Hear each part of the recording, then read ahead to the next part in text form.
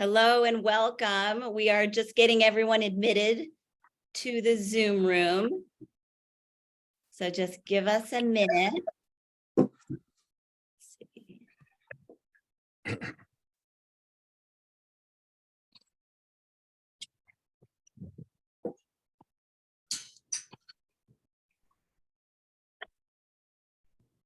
All right, good morning. Welcome. Thank you all for joining us.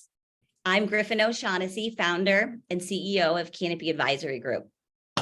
Canopy, we have reimagined the traditional pathway to success. We've spent the last decade building an innovative workforce where organizations benefit from trusted, reliable experts doing what they do best.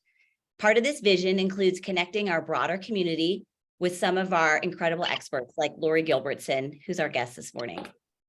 Laurie helps professionals communicate with clarity and confidence in their public speaking, presentations, trial work, and media appearances. She is a former New York City homicide, sex crimes, and organized crime prosecutor, complete badass. She was also a television legal analyst and educator. Laurie is a graduate of Cornell University and American University Washington College of Law, which happens to be my alma mater too. Throughout her career, Laurie has recruited, launched, and advanced thousands of professionals.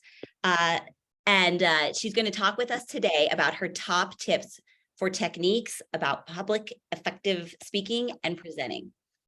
We'd love for this to be an interactive conversation, so please feel free to be brave and ask a question at any point. Throw them in the chat as well, and we'll monitor that chat for you.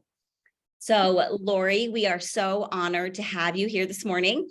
And in a sort of true presentation masterclass style, we are like having a big snafu with Laurie's presentation. And when she tries to screen share it, we're not getting the correct image. So we've been kind of playing around with that in the back end, but it's almost like a perfect case study for like how to make a presentation work, even when your slide deck doesn't share appropriately. So Laurie, I'll let you take it away from here with that. Hi, everyone. Good morning. Yes, I am this morning's case study of the fact that you always need to have a plan B. What are you going to do when things don't work? So my plan B is practice and be prepared. Okay, check. When the tech doesn't work, I got my notes. Good old-fashioned, old school style. So we'll get started in just a minute. Let me just ask Serena, are you able to view the PowerPoint at all? I can't hear you.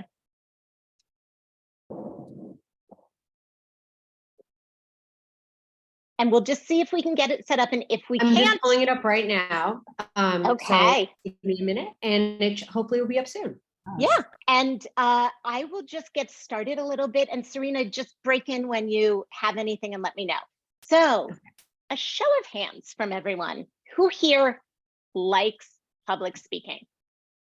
Who here, oh, awesome, gets excited like I did this morning? I get to get out, I get to share my knowledge, I'm excited. Okay, who here doesn't really love it? Or at least not all the time? Maybe you get some of those like butterflies, right? Your hands start getting clammy. You forget anything that you want to say. I have a friend who forgets her name when she has to public speak. Right? Anybody feeling maybe a little nervous before you have to get up in a meeting or do a presentation or stand in front of people? Yeah. So if you get nervous, and I mean, I do this for a living and I still get nervous. If you get nervous at all, if you have any fear about public speaking, you are not alone. Polls have shown that public speaking is the #1 fear of most Americans. #1. Can anyone guess what #2 is? You can put it in the chat and Serena will read it out, or you can just unmute and guess it out. Anyone guess what #2 is? Spiders. Spiders, good one. Anyone else? Snakes. What was that? I didn't hear that one. I'm sorry. Okay, I see spiders. Falling in public, good one. Death. Dirk Dyson, you win. Death is #2, which brings us to Jerry Seinfeld, who, if you had the PowerPoint, you'd see a lovely picture of him right now, who very famously said, according to most studies, people's number one fear is public speaking. Number two is death. Does that sound right? That means for most people, if you go to a funeral, you're better off in the casket than doing the eulogy. That sounds terrible, right? Why are we so afraid of public speaking? What is it that gives us so much fear sometimes, that makes us nervous? Can you put some things in the chat about that?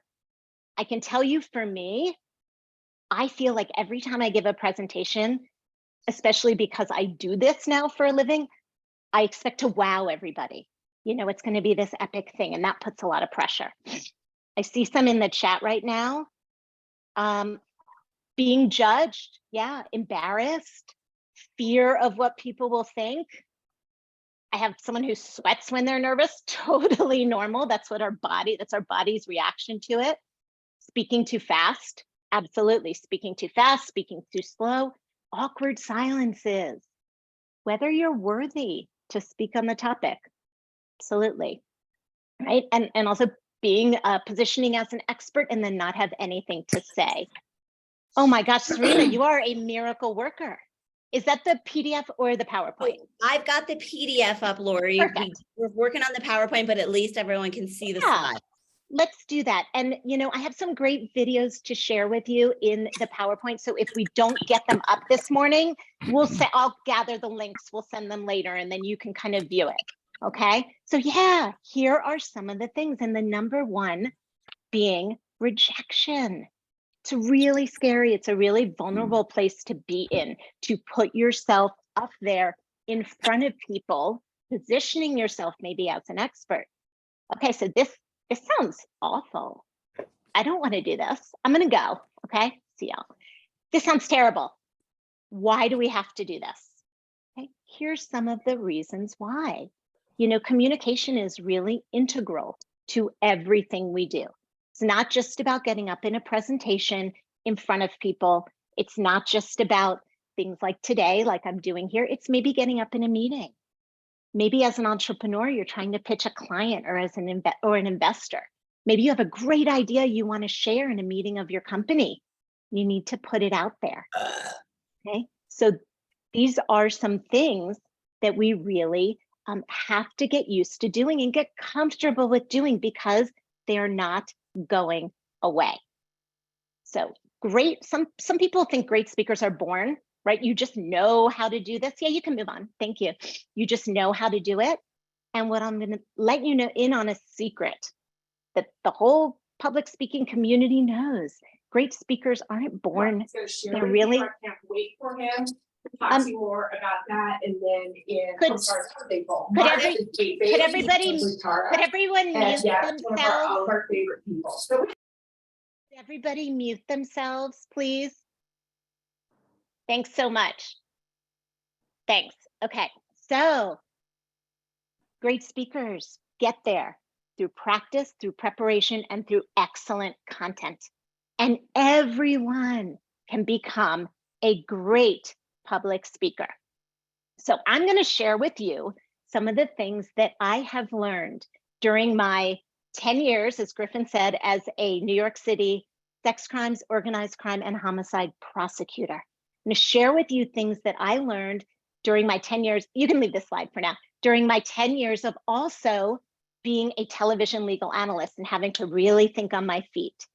And then some time I spent as a legal educator, where I spent my days in the programs that I recruited people for and put on, watching attorneys present. Some of them were amazing, and some of them I experienced death by PowerPoint more times than I care to even think of. So my goal for you here today is that you take away at least one or two things, really practical things that you can put into play right away, and then you can use them to really make your communication shine. So I have 5 of my top tips that I'm going to share with you here today, but I'm going to rewind a moment first, okay? Before you give any presentation, before you get started, you really need to think about what you are going to say. And I break it down like this. Okay? What is my audience going to learn? What do I want to share with them? How do I want them to feel as I'm speaking with them, as I'm sharing my knowledge? And then when I'm finished, what do I want them to do? What do I want them to leave with? Okay, so you really need to start thinking about it. So as I've told you today, I want you to learn some really great, really fun, really tangible and easy things you can put into play right away. How do I want you to feel? Curious, inspired, engaged. And when I finish, what do I want you to do? I want you to take just one thing and give it a shot to up your public speaking and your communication and to really make it shine. So let's get started with the countdown. Number 5. Okay, so we're gonna have everything on here. It's gonna change it a little bit, but first impressions matter. Start strong. Serena, are you able to get any of the PowerPoint up, or is it just easier to go with the PDF? I think it's just easier to go with a PDF. Okay, I No think it's too problem. big of a file, so unfortunately it's not downloading for us on our end. okay, all right. So starting strong. There's something called the primacy effect. And usually, I'm going to use this as a little example. Usually when you present, you do not want this many words on your slide, okay? Because what you all are doing now is probably reading this. And you can't be reading it and taking in what I'm saying at the same time. So if you had my PowerPoint up, you would be getting one of these at a time so that you could see it. I could share what I want to talk about with it, and then we move on to the next one. You would also see where it says 2 to 7 seconds. I was going to ask you all, how long does it take to make a first impression and have some audience interaction on it? Okay. And then I'd put it out there, kind of like what I did with the Jerry Seinfeld quote in the beginning that Dirk got so quickly that makes me think he's seen it before. You'll have to let me know, Dirk. But since here we are, let's go. All right. How many presentations have you been to where the speaker comes out and says something like, "Hi, I'm Laurie Gilbertson, and I was a prosecutor and a television analyst, and today we're going to talk about presenting. So let me get my slides up and we'll get started." Have you been to, how many presentations start with someone just introducing themselves, telling their name, right? Okay, a lot of people start that way because they think that's what you need to do.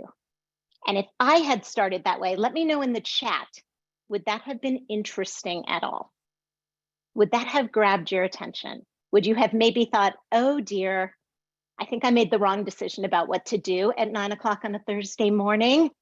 I'm gone. No one will notice if I just leave the Zoom, or maybe I'll just listen a little bit and that's it. Okay? You don't have to start that way. Okay? You have, neuroscience and studies have shown 2 to 7 seconds to grab your audience's attention. That is fertile time that you have to hook them in, get them on your side, get them listening to you and interested to hear what you have to say. What are you going to do with that really valuable real estate at the beginning of a presentation or any kind of communication? You need a hook. What did I do when I came out? Right? I asked a question. I got some interaction. I even used a little humor. And you know what? I'm not funny. Like my kids, every time I'm funny, they're like, let's mark it down and mom will be funny in like another 6 months. But humor, if you can even try it a little bit, is amazing because it really connects you to your audience. And people pay the most attention after 2 things, humor being one of them. So that's how I tried to pull you all in. You can let me know in the chat if you think that worked. So take advantage, start strong. It's one of the easiest things to change. Ask Laurie, a we have a question. question in the chat.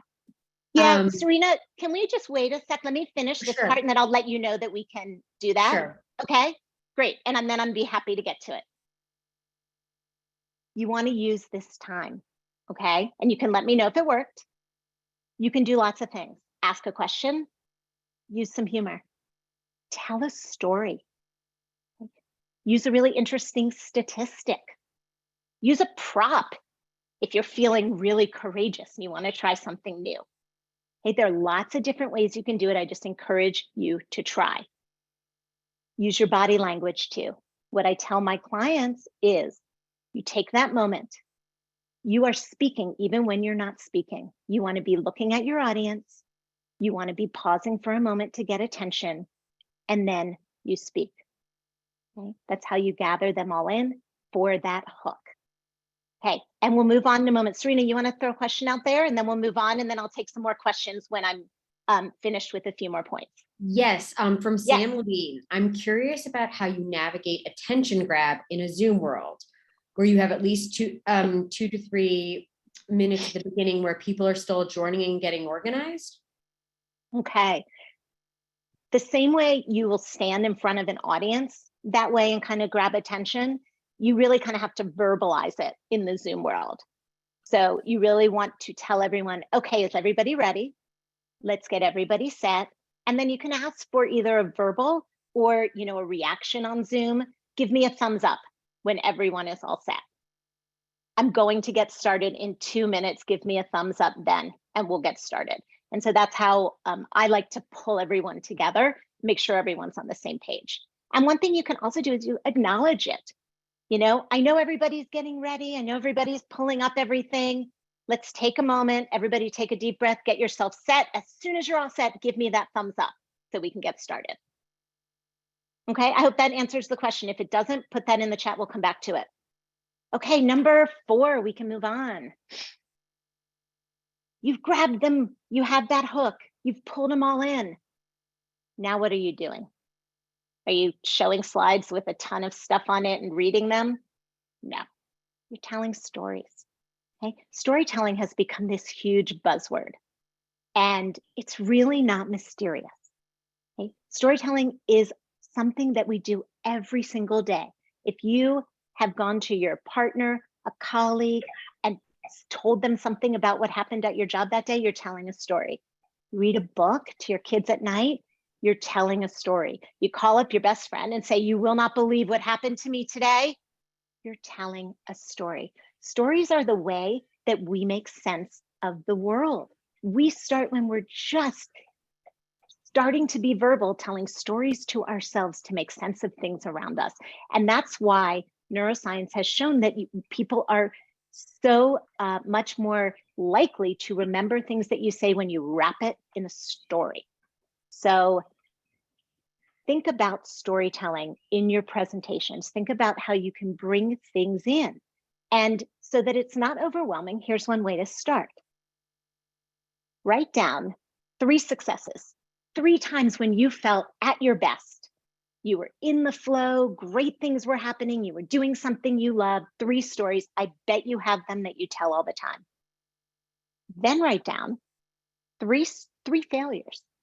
Okay, 3 times when things didn't really go your way, things were a little difficult, you faced something, a challenge that maybe you overcame and you learned from it. Write down some of those. Okay? And then you start telling them. Okay, because we tell these stories all the time. I encourage you, tell it into your phone. Hear how it sounds. And as you keep telling them, you will get to that gem in the middle of that story. You will cut out all the fluff. You'll get to the really important part that makes it so important to you and important to your audience. You can use stories in any way. You may not think they're relevant. Like, oh, I'm giving a talk on public speaking, and I'm going to continue to tell you some stories throughout this. And I will tell you each time I do, I tell you this story because, and I will tell you all why it's relevant to me and why it should be relevant to you. And if we had my PowerPoint up, you can go to the next one. I was about to share my absolute favorite, which is a story that's told in under a minute by Daveed Diggs, who was in the musical Hamilton, and this is his Tony speech that he gives, where he tells a great story about doing something with his dad in elementary school, and how his dad supported him in this project that they wanted to do that was totally different from everyone else. And he tells it with wonderful visual language in a really, really vulnerable way. I'll share the link. And what it does is he he really demonstrates, and you can move to the next slide. He really demonstrates that stories can be simple, beginning, middle, end. They just need to be relevant to you and really resonant to your audience. And I can't wait for you all to see that because it's fantastic. The third one here, anybody seen that before? For sale, baby shoes never worn. Anyone heard of that? You can put it in the chat if you had. What it is attributed to Ernest Hemingway in a contest for the best short story, 6 words or under. Take it in for a minute. You know, you can feel the story behind those 6 words. You can feel the sadness and feel how immense that is. 6 words, doesn't need to be complicated. You can do it. We do it every day. And if you get stuck, change your perspective. It is an incredible way to really unleash some creativity in your storytelling. So think about the musical Wicked, right? It's the story of the Wizard of Oz told from the witch's perspective. Totally different. There's a kid's book that tells the story of the 3 little pigs from the wolf's perspective. It's fantastic. So change your perspective. See what that brings up. Okay, we move to the next one. All right, so you've hooked your audience in. You are telling stories. Can you be bold and creative? Okay. If we have to do this, right? If we have to kind of deal with the fear, with forgetting our names, clammy palms, butterflies in our stomachs that we have to get up there. If we have to do this, we might as well really do it well in a way that connects with the audience. Okay, we might as well be bold and creative, connect, and make the most out of our presentations, and maybe even have a little fun with it.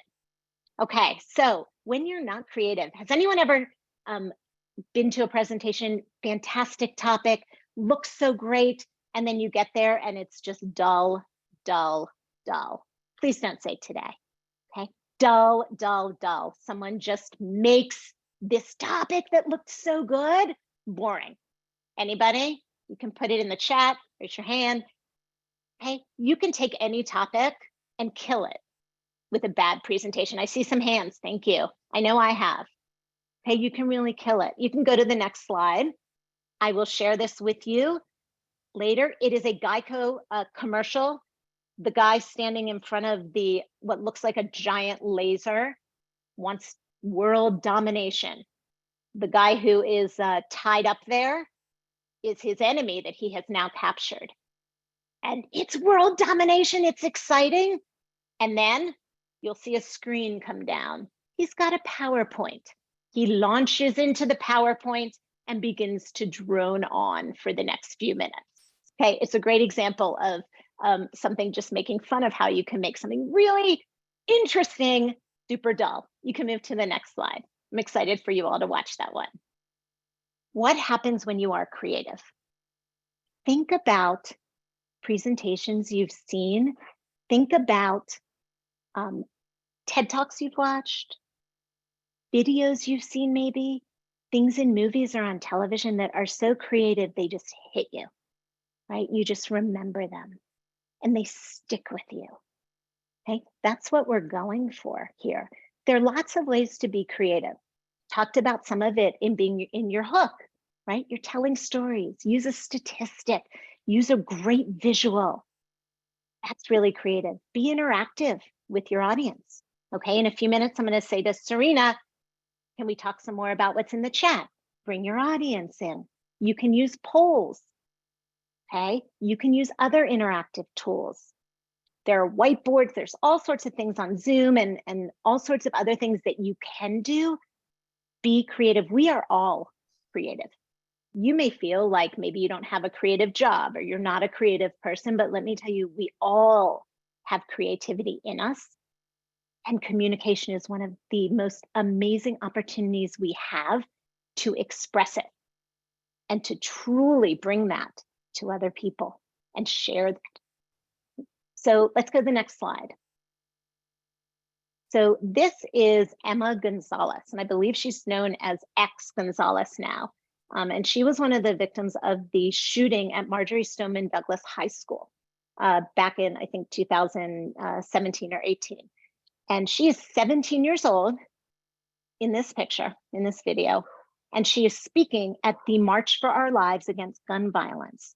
She has, and you'll see when you watch it, she has tens of thousands of people rapt, watching her, hanging on her every word, waiting for her to speak.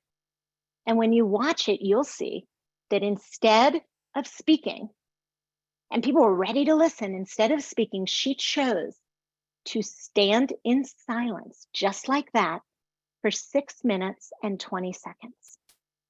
And when her phone alarm goes off at that 6 minutes and 20 seconds, what she says is, it has been 6 minutes and 20 seconds since I got on this stage.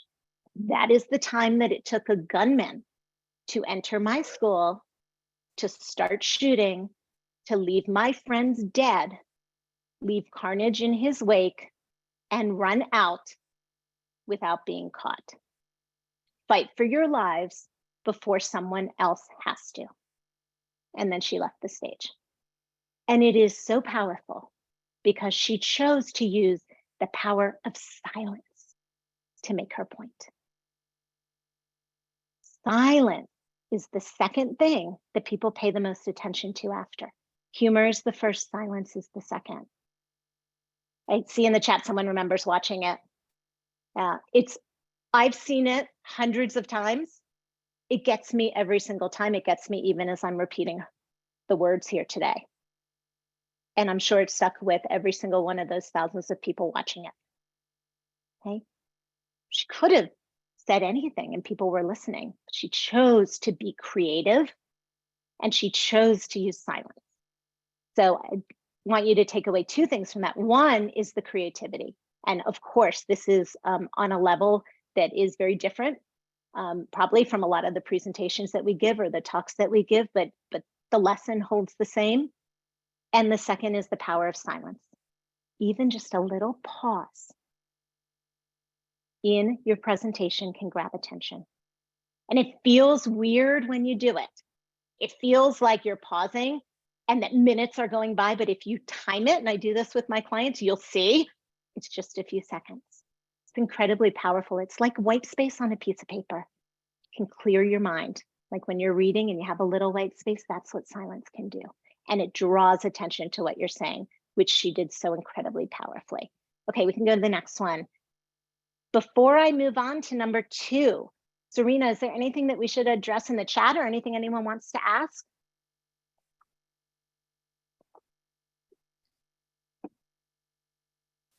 I don't think so. Okay. Any questions before we move on? And we'll take some more time for them too as we go on. Okay. You started really strong. You're telling your story. You're being bold. You're being creative. Share with you number 2. There may be some things that you consider weaknesses in your content, in your delivery, anything. Okay. A lesson I learned in the courtroom when I was prosecuting, because we could not control the facts of our cases. I mean, the cases came to us. You could do investigations, speak to your witnesses, figure out how to really strategize, but couldn't control what happened. So there were weaknesses, and you had to figure out what are we going to do with these weaknesses? Okay. The number one thing you don't want to do is hide it, because trust me, people know. Okay. If you're talking really fast, they know. If you're pacing around all the time, they know. When I was in front of a jury, if my witness had a criminal record and had been convicted of 5 felonies, they were eventually going to know. Okay. And it was going to go to that witness's credibility. And if it was my witness, I needed to talk to the jury about that. I needed to maybe turn what might be seen as a weakness into a strength. So how would I do that? Well, generally, criminals will associate with other criminals. They will generally know what is going on in the neighborhood or know what's going on with certain crimes. So the person that you're going to get on the stand who has seen things or who might know things or might have heard things might be someone in that world. And that's why it would make sense that they'd also have a record. That was one way we'd kind of try to talk about it. anything that you may see as a weakness, I'm going to encourage you to think about turning it into a strength. Okay. For example, some people walk a lot. Do I have any pacers? I'm surprised you haven't seen me doing this because I do that a lot.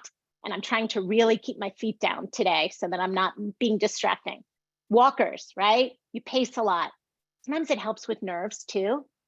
I had one client who's a walker. We could not get it to stop. So eventually decided we just address it. So he would come up and he'd say to the audience, okay, I'm a walker. This is how my ideas work this way. My brain works this way. If I stand still, I'm not going to give you the best of my time today. So here's what we're going to do. The first person to raise their hand and tell me that they think I've reached 10,000 steps on my Fitbit, you get a prize.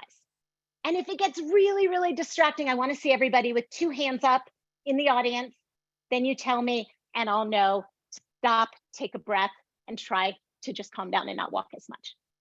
Okay, he had to address it. And then it was vulnerable, right? We talked about that that's a scary thing of being judged.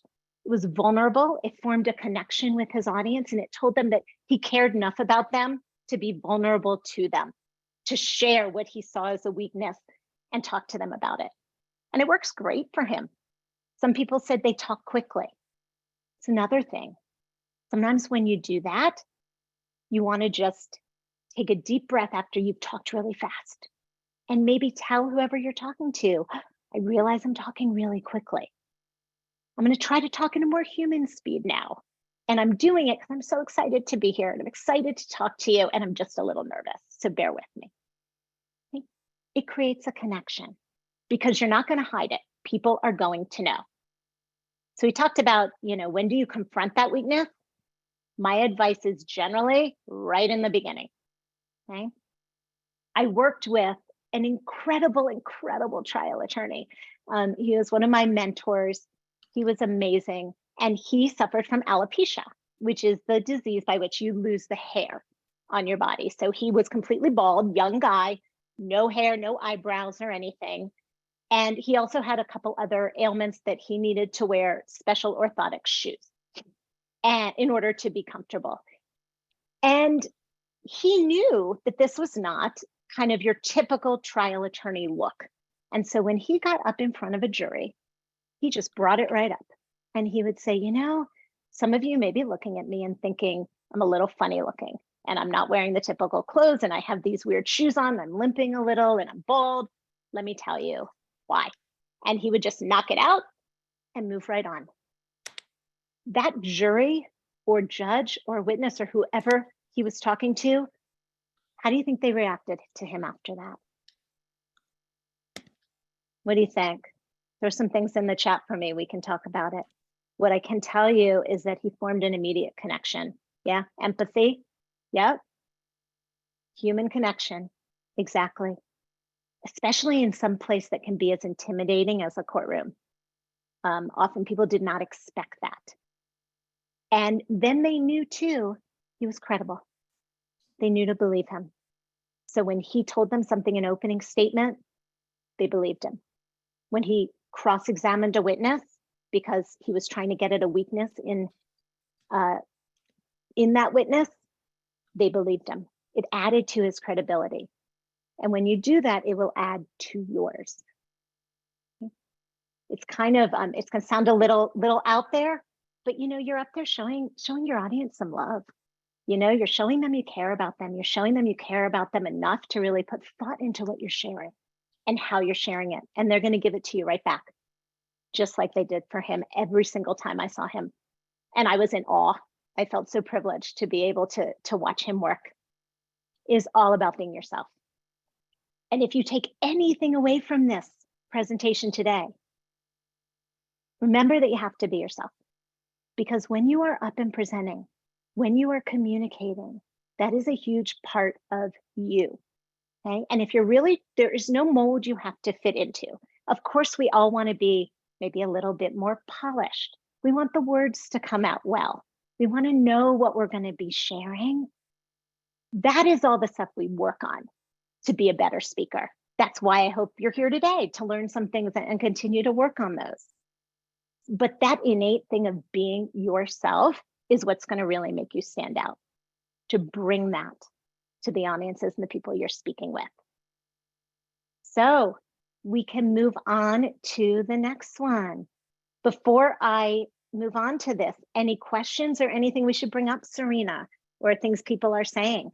Yes, we have a question from Angel. Do you have any pointers on speaking as a guest on a panel discussion when a moderator and others are controlling the pace mood, both on Zoom and in person? Oh goodness, we could do a whole hour or two on that, Angel. And I do. Panels are an interesting animal. Yes, the moderator is generally going to be in control, for better or for worse.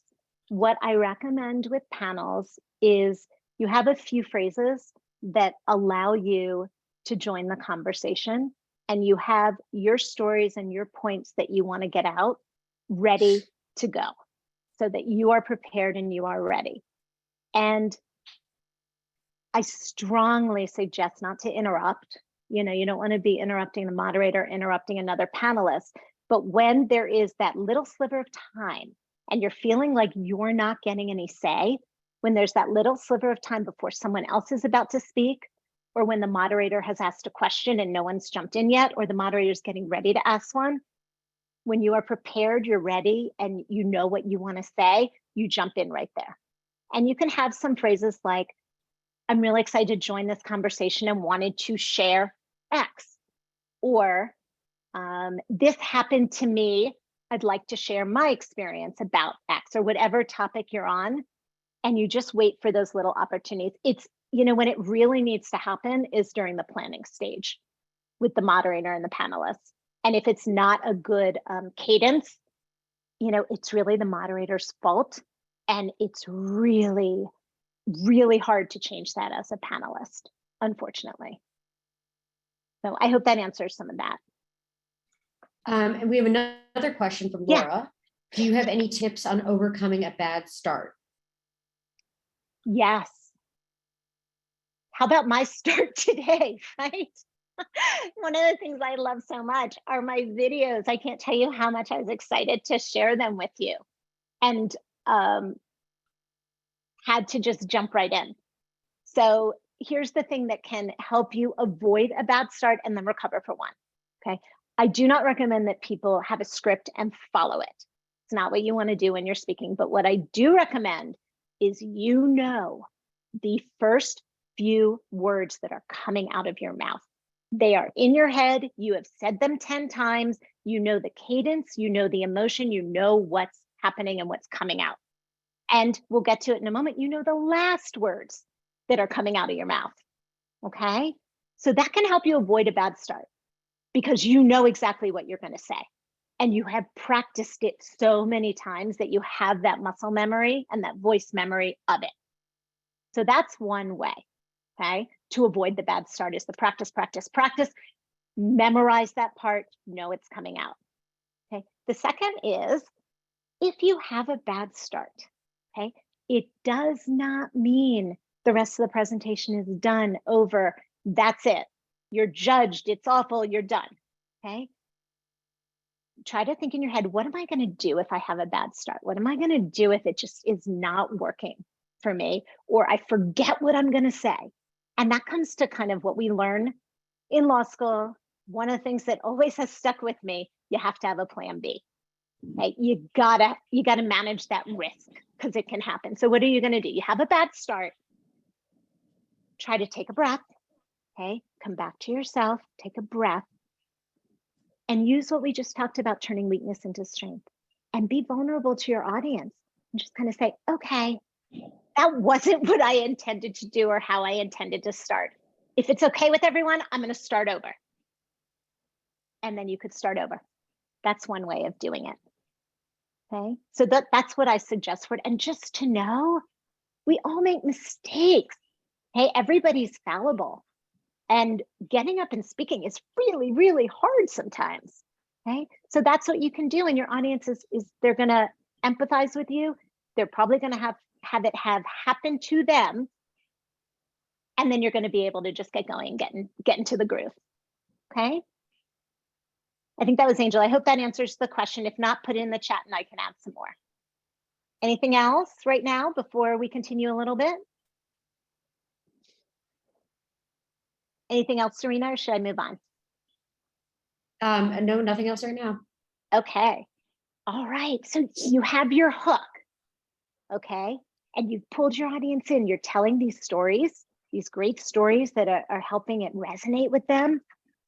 Then you are turning weakness into strength. You're being bold and creative. You're bringing them in. And then you get to the end of this great presentation, okay, that you've worked so hard on. And you do this. Okay, that's all I have. Thanks, everyone. You seen that? Okay, or you do this. Any questions? All right, what's wrong with those two ways of ending? Right, you can put it in the chat. What's wrong with them?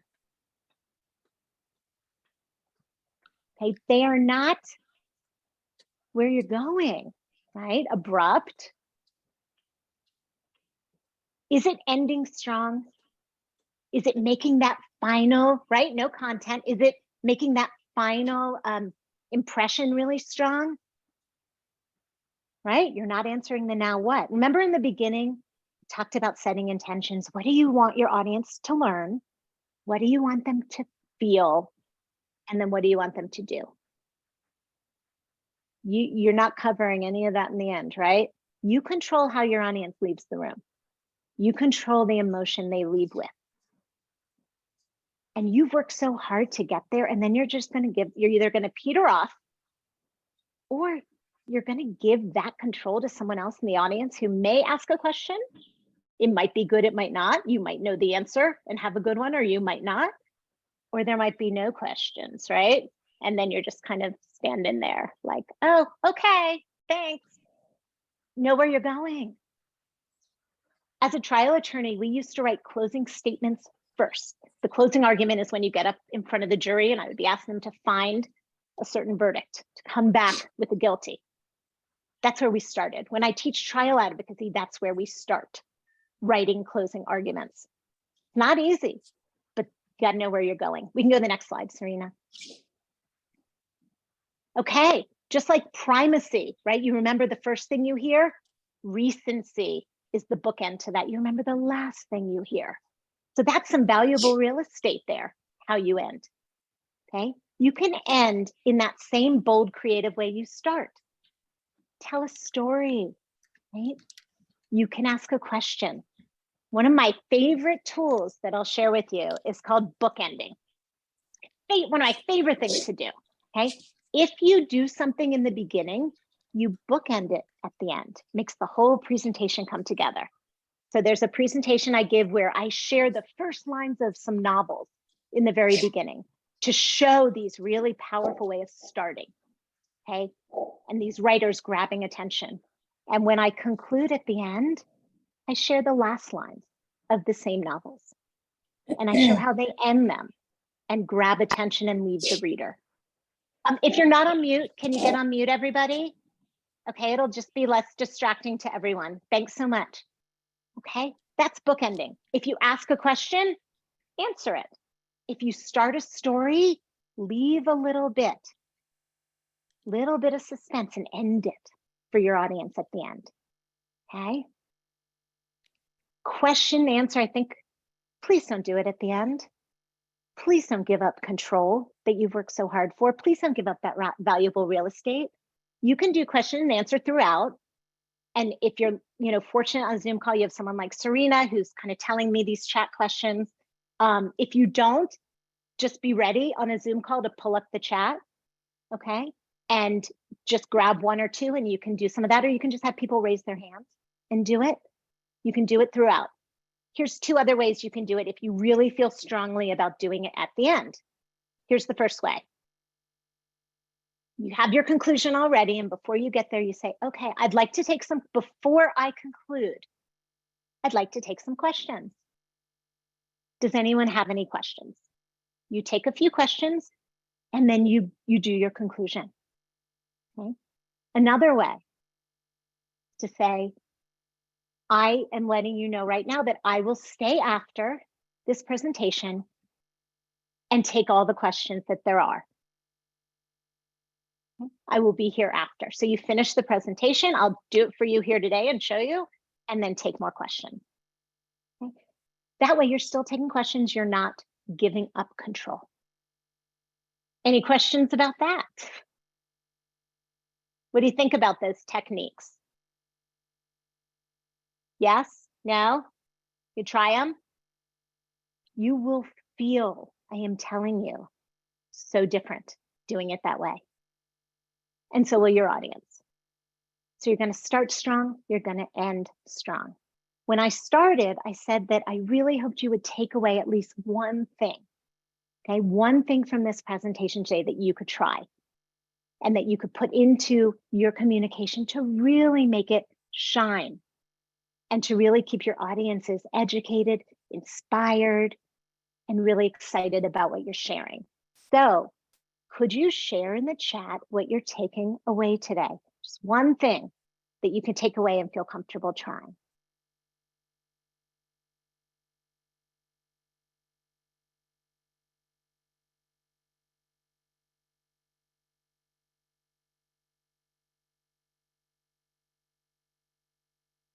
And while we're waiting for that, there's a comment in the chat saying, I'll take questions after, feels rude if you told people you'd end at a certain time. Yeah, you have to build in time for it.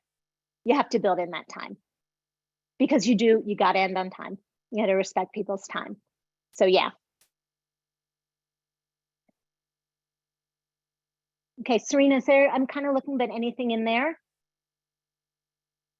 I see telling a story, using humor and silence, controlling at the beginning and tying the beginning and the end together, don't hiding the weaknesses, remembering how you want the audience to feel. I'm so glad that you all are taking all that away.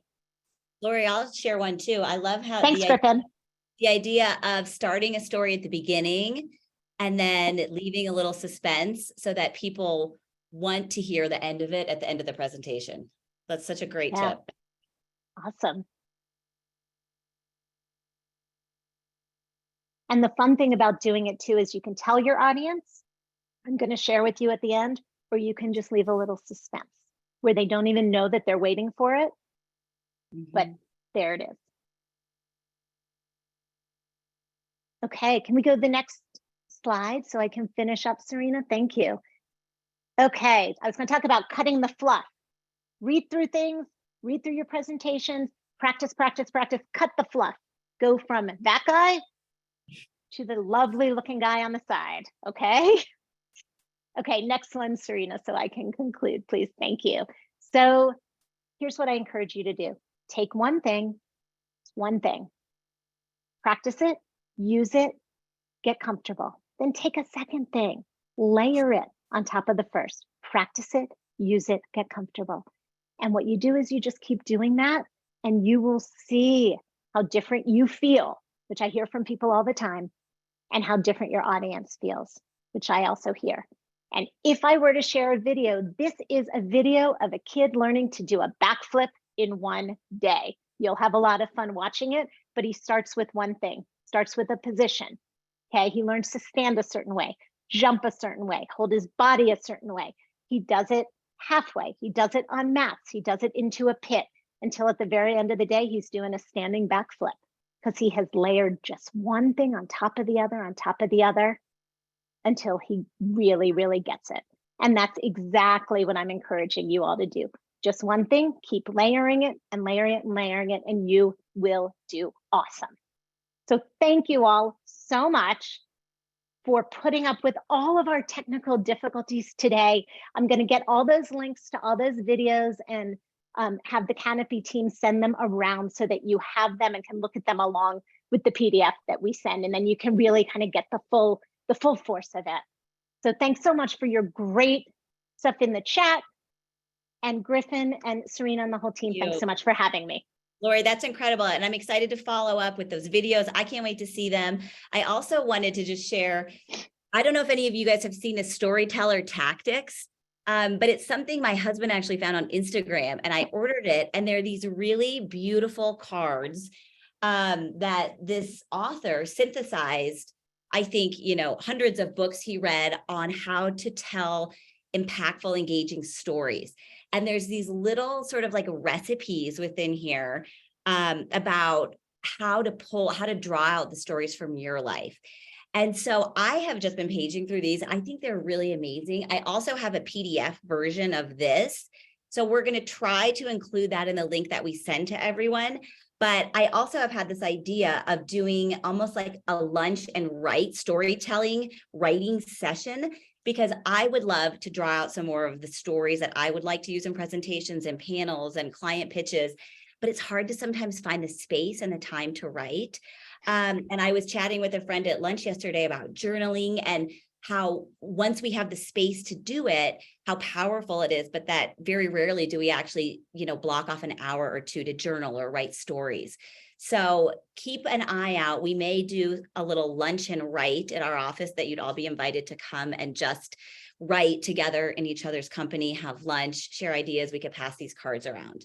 So that's an idea I had. And then please stay tuned as well and keep an eye out for our next webinar, which will be on March 2nd at 9 in the morning. Kelly Eisinger, who's on the Zoom this morning. Kelly, if you can wave and say hi, is a dear friend of mine, a certified nutritionist. She has incredible information to share for us, which is perfect for the new year, all about eating for energy. She's going to sift through all of the noise out there about what's right, what to eat, when, how do you best fuel your body for energy and focus. So I'm really excited about that one. So mark your calendars, and we'll be getting the invite out about that soon as well. Thanks, Laurie. What a fantastic presentation. What a great case study on how to have a plan B. It was fantastic, even despite the videos not working. So thanks again, everybody. Have a great morning. Thanks, everyone.